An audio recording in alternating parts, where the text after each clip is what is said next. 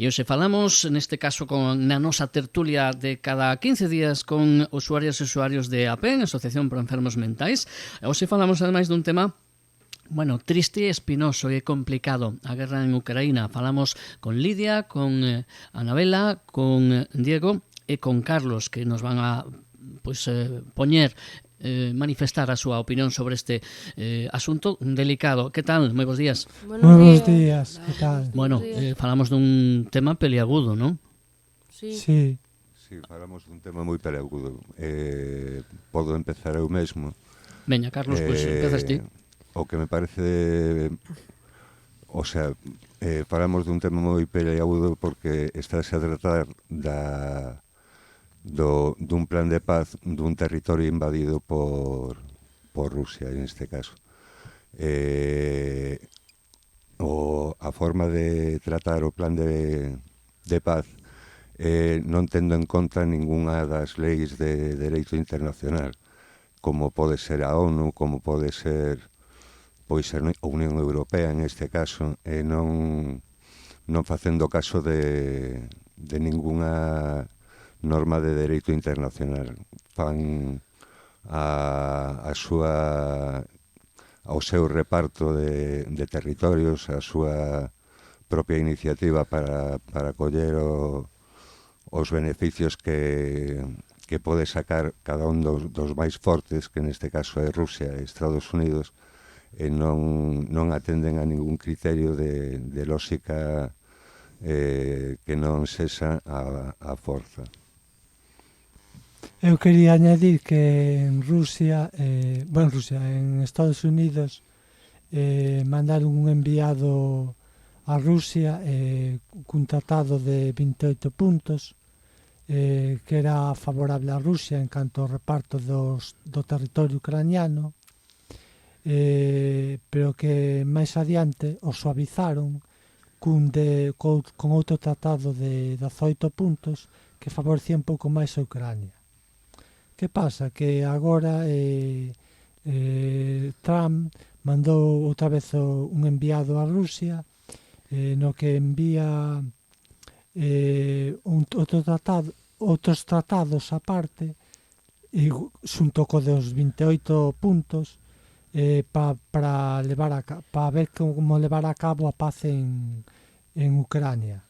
Ao final é unha concesión de territorio a Rusia por parte de Trump do territorio ucraniano, porque se quixera que houbera un reparto igualitario, non só sería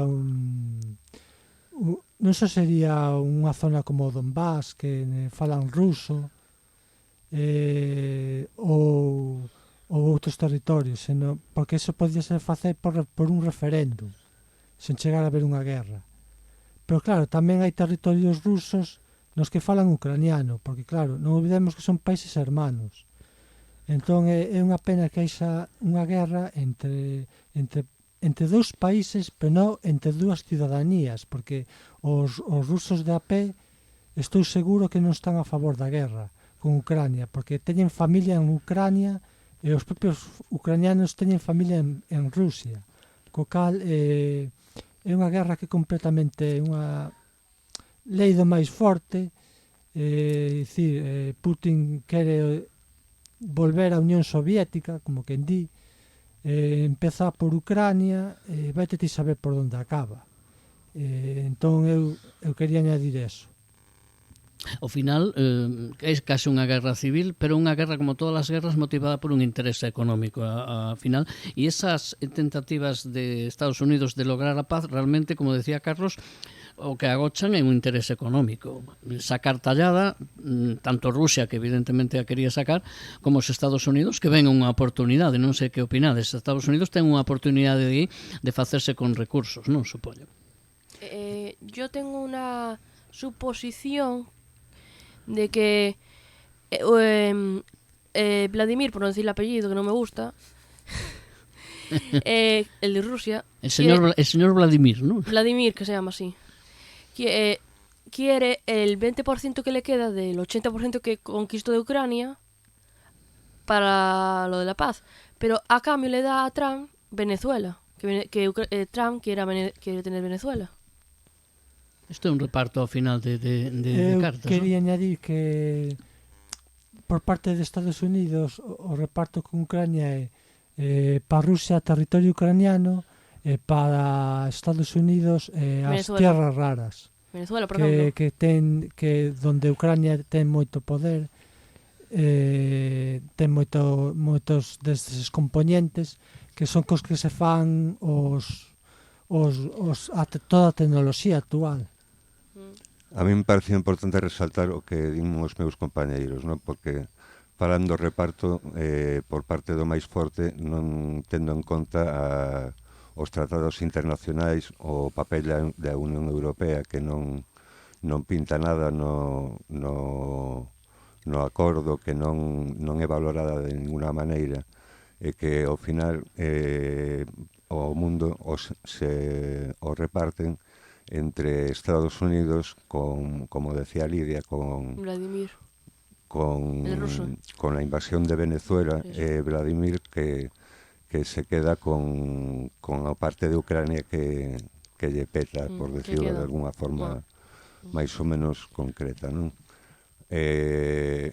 Como falábamos nos programas anteriores, que falábamos do racismo, do aumento da extrema dereita, a min gustaríame tamén resaltar o problema que o mundo este gobernado por xente que non ten ningún valor democrático, que non ten, inda que cheguen ao poder por eleccións democráticas, non mostran ningún interés polo que é a necesidade do povo, non? Surxen por intereses que saen da situación social que se dá na actualidade de descrédito dos políticos, de desinterés por a política e de non valoración da honestidade dos dirixentes do mundo, ao fin e ao cabo, vamos. Eu quería decir, a razón do meu compañeiro, que os partidos políticos de extrema dereita, que é o que di el tamén, eu teño o mesmo pensar, que ahora mismo están en auxe, e que nos van a quitar dereitos sociais, quitanlle o valor á muller con respecto á violencia de xénero, por exemplo, valores sociais, cuidado de persoas maiores, xente con discapacidade, nas pensións, moitísimas cousas máis. Na escuela, nos hospitales. Entonces, eu que quería decir que está en xogo a democracia. É moi importante o que conseguimos que os nosos pais, porque o meu pai estuvo repartindo propaganda subversiva na época de Franco, e lle pegaron 3 palizas uns policías, vámolo perder agora, volvendo a época de Franco, vamos, como sigamos así. Eu creo que sería moi forte decir que poidamos chegar a unha terceira guerra mundial con estes dirixentes que temos, porque son verdadeiramente perigosos. Habría que pararse a pensar a quen lle estamos votando, e non nos solos, sino os nosos veciños italianos, os nosos nos mesmos, porque temos a partidos de extrema dereita, que non quero nombrar. En Estados Unidos xa está sucedendo, xa lle han votado, a ver agora nas próximas eleccións se abren un pouco os ollos, porque senón vamos de cu, porque este fulano é capaz de facer, oxe, fai isto con Putin, a ver o que fai a próxima vez. E que non se enfaden entre eles, non? Exactamente. Sí, Lidia. Sí, que me corrija alguén, pero que no sé si es Rusia o Ucrania, que quieren como quitarlo de la escuela y lo del hospital para meterlo de la guerra, ¿sabes? O sea, metieron las pistolas y todo, no sé cómo explicarlo eso. eso. Es China, que China está jugando su papel, pero de forma escondida, porque, claro, legalmente, en teoría, no se pueden vender armas a un tercer país, pero China lo está haciendo con Rusia, le está vendiendo armas, pero no a precio de ganga, sino a precio muy alto. Y entonces, con esto quiero decir que se incumplen las leyes internacionales. No hay, el derecho internacional ya no existe. Ahora es, como decían mis compañeros, la ley del más fuerte. Y incluso gente que mandaba en La Haya, en el Tribunal de La Haya, pues si iban en contra de Estados Unidos, pues eran apartados de su puesto. Y en Rusia no hay opositores, porque ¿qué opositores va a haber? A uno lo meten lo mandan para Siberia, a otro lo envenenan. La cuestión es que no gane ninguno que sea anti-Putin o anti lo que sea, porque aquí en la Unión Europea nos halagamos de que somos una democracia, que formamos una unión común y tenemos un país como es el de Víctor Orbán, que es un dictador y nadie dice nada, o sea, sigue en la Unión Europea cuando para mi gusto debía ser apartado de la Unión Europea si la Unión Europea defendiese los valores de la democracia que ella misma dice que defiende. A mí o que me parece que estamos asistindo a un paisaxe totalmente desolador, sin ninguna esperanza de endereitamento de endereitamento non por convertilo os gobernos nuns gobernos de dereita, senón en cauzalos nunha repito outra vez, nunha política internacional que risa dunha forma un pouco cívica unha serie de acontecementos que non respetan nada que sexa o contrario a lei do máis forte. Como falaba Lidia do aproveitamento, agora mesmo pois Estados Unidos ten rodeado Venezuela pois por tropas listo para invadila cando queira. Eso, visto desde o punto de vista dunha persona pois normal da calle, e visto o funcionamento dun estadista como podería ser Donald Trump, é algo que desespera moito e que non deixa ningún espacio á esperanza e ao que non sexa pois, repito outra vez, a lei do máis forte e a lei dos beneficios económicos, como pode ser o aproveitamento do petróleo que ten Venezuela, vamos. Ten a palabra Lidia, pero eso de chamar estadista a Trump é darlle moito título, me parece a min, Carlos, pero bueno. Sí, me parece darlle moitos. Me parece que sí. Yo lo que quería decir es que por lo que he escuchado es que algunos venezolanos, los de Venezuela, van a estar algunos alegres que si lo conquista Trump y otros no, para librarse de Maduro, non sei. Claro, era o que quería dicir eu, que é unha guerra encubierta, porque para os partidarios de Maduro é unha violación do dereito internacional e de todo. De feito, chamalle narcotraficante e basase niso para... O sea, Trump basase niso en chamarlle, en dicir que Maduro é un narcotraficante para invadir o país, derrocalo. Claro, hai moito venezolano que é anti-Maduro. Claro, entón están a favor do que quere facer Estados Unidos, que é un paseo militar, basicamente, chegar ali ao centro de poder e poñer un presidente acorde coas ideas de Estados Unidos, un maniquí, vamos, que así poder aproveitar o petróleo. Habrá outros que son pro Maduro que dirán non, que isto é ilegal, que isto non se pode facer.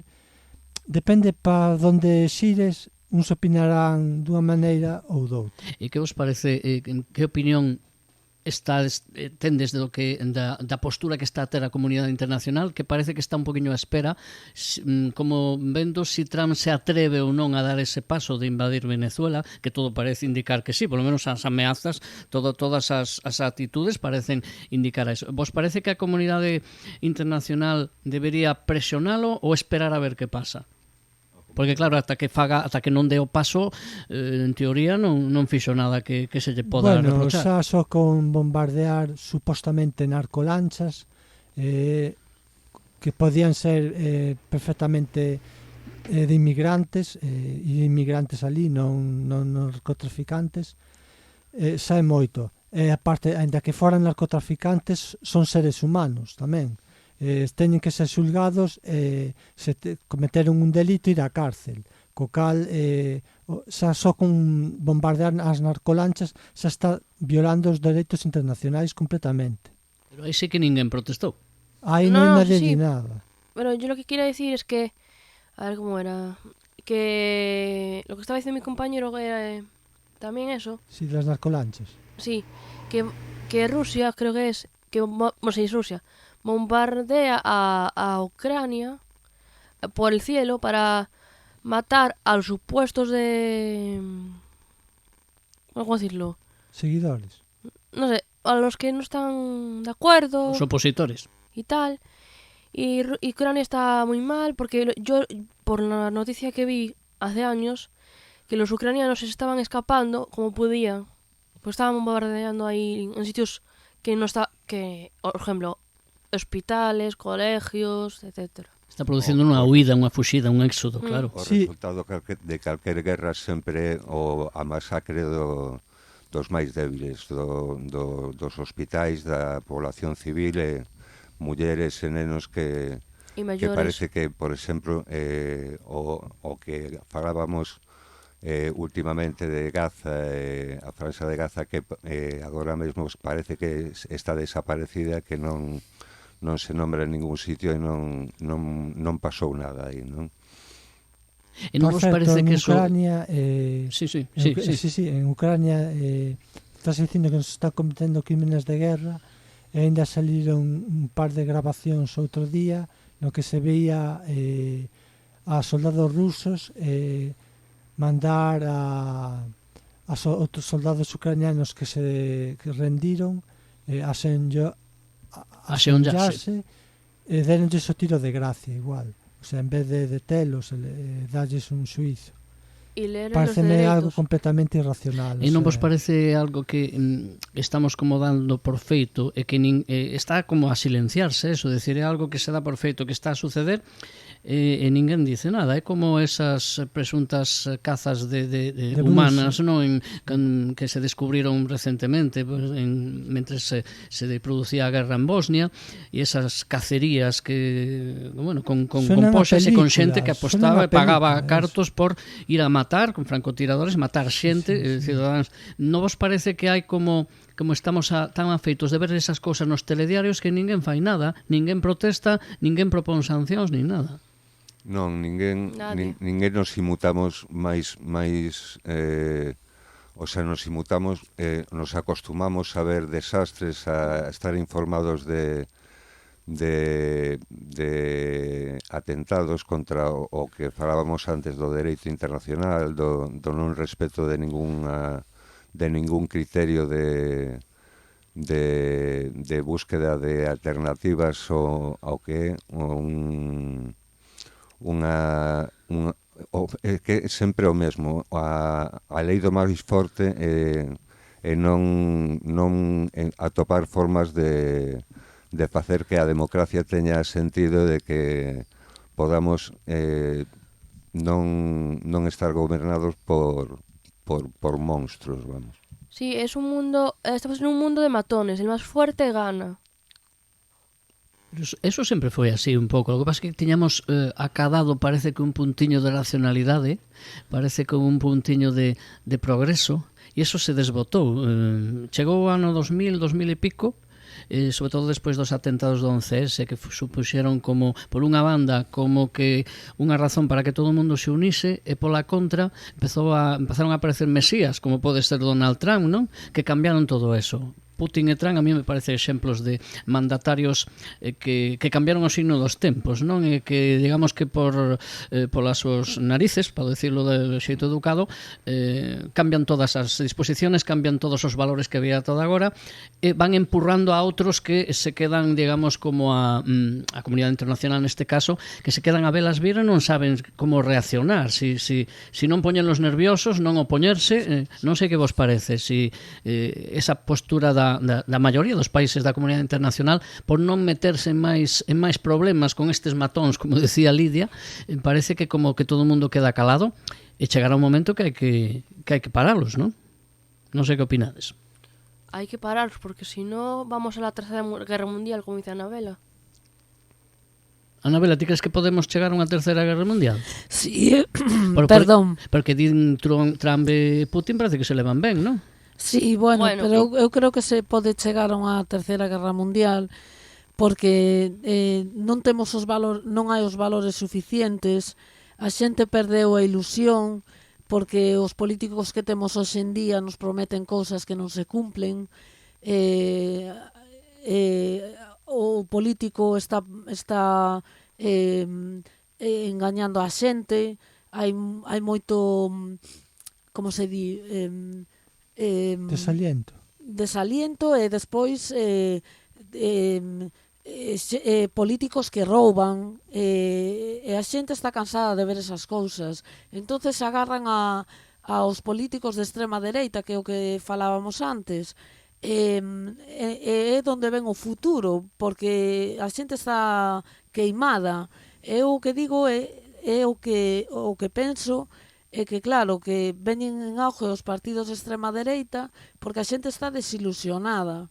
E me gustaría que houbera un mundo millor donde os políticos foran honestos de verdad, falasen co corazón, poideran darlle un mundo máis xusto aos nosos fillos, porque somos os que quedan para o futuro. Entonces estaría mellor que non se acabase a democracia. Sí, Lidia, querías decir tú algo? Se me olvidó. Bueno, non pasa nada. Sí, Diego. Para finalizar, dicir que todo isto é produto do que dicía Anabela, do descontento da xente, que cada vez vota máis a partidos de extrema dereita, cuyos gobiernos están de acordo cos grandes magnates do poder, como Putin ou Trump. E por que pensades que están de acordo con eles? Porque comparten as mesmas ideas. Yo creo que por intereses económicos. Por ideas e intereses.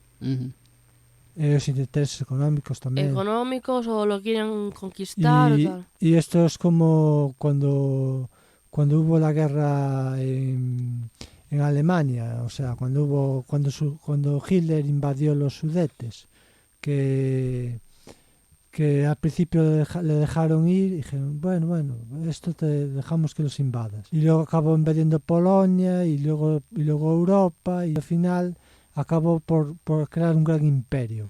E vos parece Rusia é o que quere hacer. Precisamente que eso é o que Rusia quere facer, porque hai parte da Unión Europea que se están rearmando ou que se están reformando os seus exércitos, digamos que como con esa sensación de inseguridade ante posibles invasións de Rusia. Sí, pero vedes eso así? Sí, pero ainda que por moito que se rearmen, ainda outro día, ainda dentro de pouco vai haber unha reunión da OTAN, dos 31 países que a conforman, o único que non vai ir a ela é Estados Unidos. Con xa digo todo. Os Estados Unidos xa dixo que a ONU non pintaba nada. A OTAN. Bueno, Trump dixo que a ONU e que a OTAN tampouco. Porque non lle compensa a Estados Unidos manter todo eso, dixo algo así. Pero Trump lo que le interesa es Venezuela y otros países, como Venezuela. Conquistar ese terreno. El petróleo. Bueno, también el petróleo, pero digo, lo que hay en Venezuela, bueno. Y que, pero eso, a cambio, le dio lo de Ucrania y Rusia la paz, y que Rusia, o sea, Vladimir, se quede con el 20% que le queda por conquistar del 80% que conquistó de Ucrania. Bueno, a ver si don Vladimir, recula un poquinho, a ver si Trump lle convence para que pare a guerra, pero sin cargarse os intereses e con respecto aos intereses do resto dos países, e sobre todo con respecto á vida das persoas inocentes que tanto... Empezamos falando de Ucrania, acabamos falando da situación a nivel internacional, porque como ben diciades todos, o decía Carlos, non un poquinho, pero o dicíades un pouco todos, tamén o decía Anabela, ao final morre xente inocente e cando alguén morre xa non se xustifica, todo queda xa sin justificación. A min por deixar un mensaxe de esperanza, non parecería moi bon resaltar o que é o triunfo dun demócrata en Nova York, non? Unha persoa que é capaz de chegar ao poder por unha elección democrática e que consigue ilusionar a xente con algo que non sea a tolemia que controla o mundo agora mesmo, vamos.